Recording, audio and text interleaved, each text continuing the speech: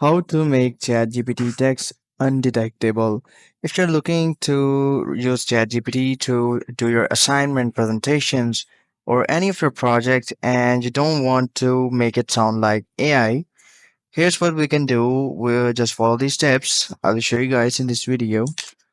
Let's say we generate an essay, a professional AI generated essay using ChatGPT, and this is the essay that we generated.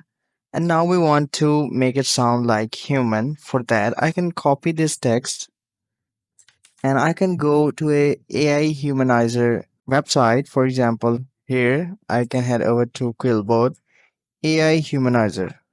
And here I can paste this text and click on humanize button. Now this will change all of these texts into human-like writing, just like on a single click. Just like that.